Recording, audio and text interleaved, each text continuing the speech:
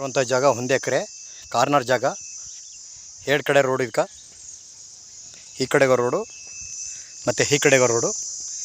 ಈ ಕಡೆಗೆ ಒಂದು 200 ಅಡಿ, ಈ ಕಡೆಗೆ ಒಂದು 150 ಅಡಿ. 2 ಕಡೆ ರಸ್ತೆ. ಜಾಗದ ಕಡೆ ತೋರಿಸ್ತೀನಿ ನೋಡಿ. 1 ಎಕರೆ ಜಾಗ ಮಾತ್ರ ಬಾಕ್ಸ್ ಪೀಸ್ ಆಗಿದೆ. ಒಳ್ಳೆ ಜಾಗ, ಸೂಪರಾಗಿದೆ, ಒಳ್ಳೆ ಲೊಕೇಶನಲ್ಲಿದೆ.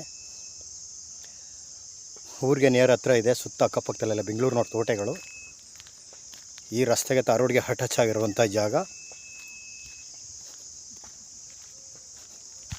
ಇದು. ಬೆಂಗಳೂರಿಗೆ 90 ಕಿಲೋಮೀಟ್ರ್ ಆಗುತ್ತಾ, 90-95 ಕಿಲೋಮೀಟ್ರು. ಮಳವಳ್ಳಿಯಿಂದ 5 ಕಿಲೋಮೀಟ್ರ್ ಆಗುತ್ತಾ.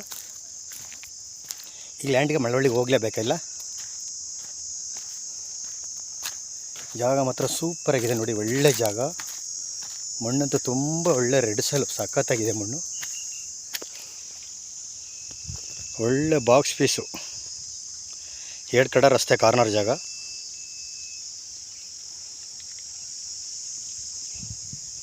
ಮೈಸೂರಿಂದ 55 ಕಿಲೋಮೀಟ್ರು, ಬೆಂಗಳೂರಿಂದ 90-95 ಕಿಲೋಮೀಟ್ರ್ ಆಗುತ್ತಾ. 2 ಕಡೆ ರಸ್ತೆ, ಕಾರ್ನರ್ ಜಾಗ.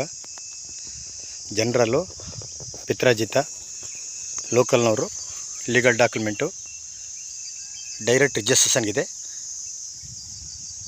ಮಣ್ಣಂತೂ ಸೂಪರಾಗಿದೆ ನೋಡಿ. ರೆಡ್ ಸೈಲು, ವಾಟರ್ ಬೆಲ್ಟು ಚೆನ್ನಾಗಿದೆ.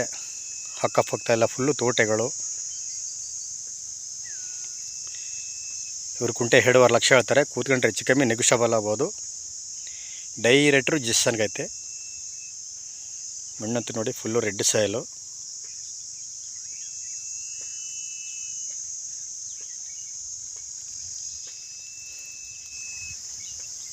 ಜಾಗ ಮಾತ್ರ ಸೂಪರಾಗಿದೆ ನೋಡಿ.